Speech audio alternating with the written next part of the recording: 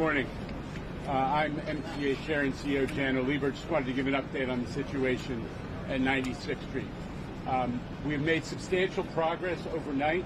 First of all, we're thankful that the injuries so far to our passengers have been minor. There are roughly 25 people reported to have minor injuries, but we're grateful that this low-speed collision, it was a low-speed collision, did not injure more people. There's been substantial progress made overnight. 9 out of the 10 cars of the passenger train that was involved in the collision have been re-railed and moved out of the area. That allows us to focus work on the remaining car, which is off the rails. And because it's a low-height area, it's in a tunnel, the process of re-railing it is a little complicated. There are professionals down there, God bless them. There's an army of people who have been down there overnight, haven't slept, 100 or more folks, and they're pretty far along in the process of re-railing that car. Once that car is re-railed, we will be able to begin the process of a partial restoration of service. We're expecting that to take place sometime today. So please, I would say to our customers, stay tuned to the My MTA app, online mta.info, and all of the social media, which will have information about service when it is restored. As I said, that's expected sometime later today. Can't give you an exact time, but we're pretty far along in the process. I would just add that the train that had been vandalized and damaged and which was involved in this collision is still going to be down there. Even when we restore service partially, we're going to still have to do some work on that train that is down there, the second train that was involved in the collision, and that's why there's going to be a limited service pattern after we do get service restored. As I said, I want to thank the workforce that's been down there. As we always say, it's an army that steps up. There is a professional group at the MTA that specializes in re-railing in these kinds of accidents. They did an amazing job, and they continue to do work. A note about our service. Last night and through right now, we have deployed an extensive fleet of additional buses to make sure that folks in this corridor do have service and that they're able to get where they're going and move around. Not as fast as everybody expects with the great New York City subway, but there have been 75 buses out there since yesterday. Most of them are operating as shuttle buses along this corridor, on the Broadway corridor that's been impacted by the loss of subway service. We've had a huge number of customer service personnel out there overnight, both station agents, the folks who've come out of the booths and are now interacting with customers every day, all day, and supplemental people as well to make sure we are getting information to our customers if they arrive at a station without a knowledge of what's going on. So huge progress that's been made. I did speak to the governor this morning and was in touch with her yesterday as well. She's very closely monitoring this. And a final note, we have begun the discussions with the NTSB, which is the National Transportation Safety Board, which is arriving today to begin their work, and there will be a meeting this morning to start their work in supplementing our investigation with their own, and we're looking forward to that dialogue as well. So with that, let me turn it over to Rich Davey. Thanks, Jim. You said it well. I'll just say a couple other things. First, again, appreciation to our workforce who have been working all night to restore service. As usual, transit workers have been called upon, respond tremendously, which is what they're doing. Just in terms of the complexity of why this is, why we're being so diligent and cautious as we move this equipment around. As Jano said, the final car of the passenger train that derailed, there's no room, right? This is a tunnel, and so being able to lift this and move it's incredibly difficult. So they're literally lifting it a few inches, shimming it over, lifting it a few, shimming it over, literally. So that process takes a while. I think we're going to also put out a picture later to show you the front car of the train that was out of service, the truck, which literally holds the wheels together. The front truck, it's a box, if you will, that holds the 4 wheels together, was mangled. That has been taken away. The train is currently sitting on ties, railroad ties, literally wooden blocks. And the last piece of this will be to bring in a new truck put the car on top of it, and then roll it out. Again, with only inches to spare in this tunnel, it's an incredibly delicate process, and the crew's doing just an amazing piece of work. So with that, I'll give it back to you, and I'll just take questions.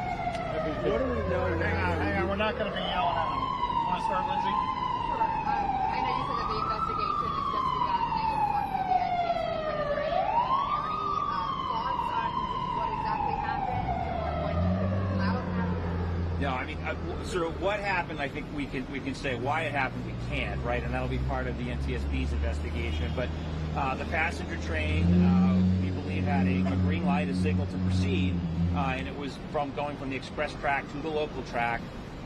The train that was in distress, the one that was out of service because, as Gianno mentioned, the vandalism, was proceeding, and it didn't have the signal. As a result, it bumped into the train. Why, we don't know. That's still under investigation, and obviously with the NTSB's expertise, we look forward to working with them to get to the why. Anybody else over here? Evan. Was there a flagger on the track? Was there work happening on that section of the track? No, there was a flagger at the front of the train, right? So the train itself was inoperable, that train.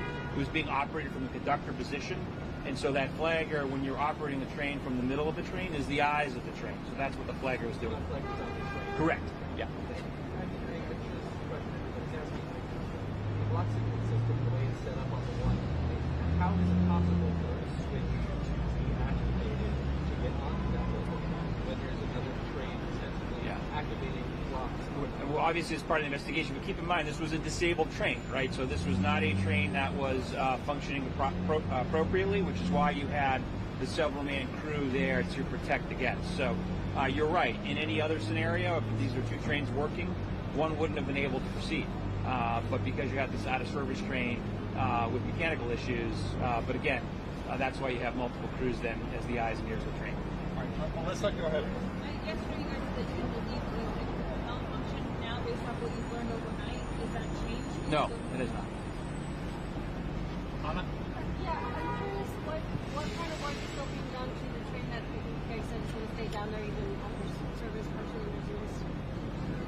Yeah, so again, so if you picture it, it's sort of the out of service train on the local track. That the head car is still leaning against the wall and only has one set of wheels, if you will. We need to move it back onto the track, obviously with a full set of wheels, and then move it. So that's going to take some time.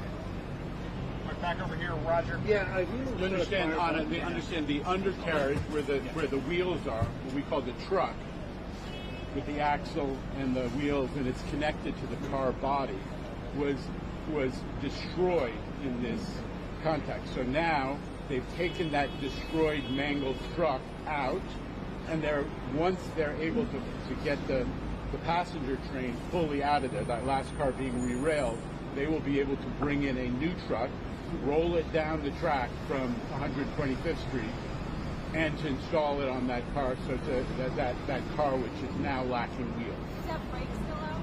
The one that was stuck? I don't think that's going to be a problem. When they get the wheels and they get everything on the rail and they get all the wheels operable, they will be able to roll it back to the yard.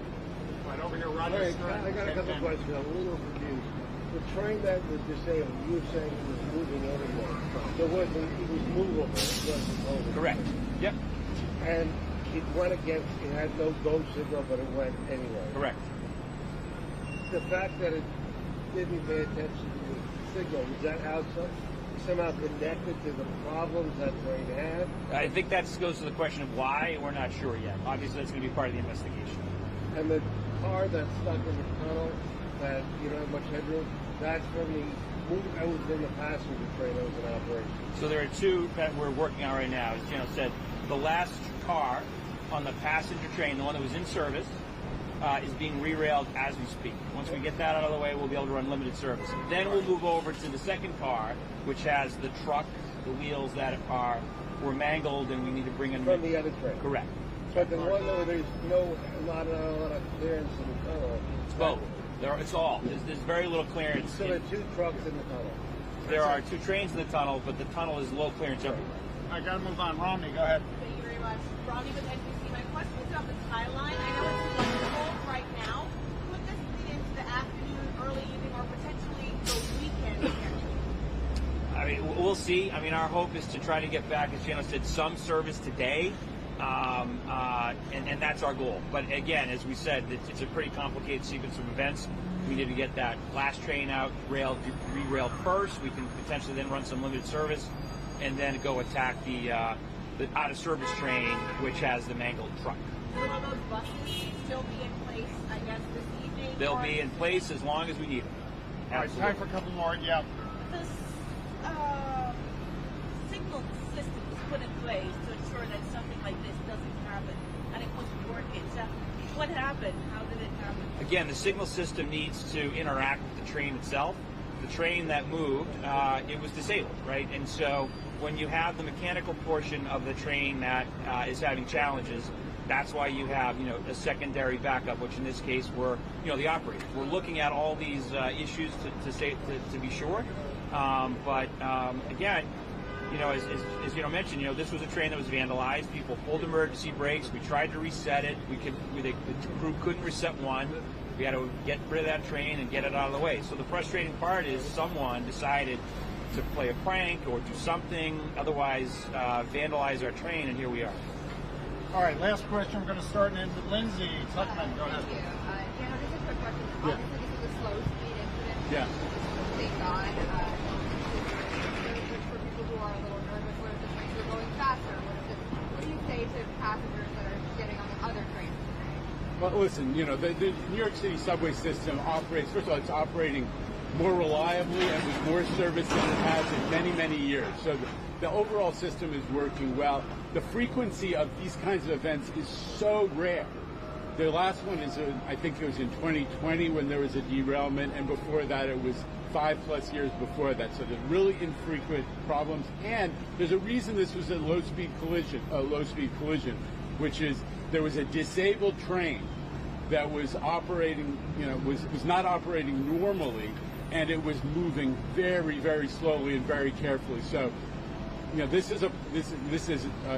trains are not supposed to run into each other ever, but there's a reason this was low-speed collision, and people should feel comfortable getting back on the train and getting where they need to go. All right, thanks everybody. Thank you very much.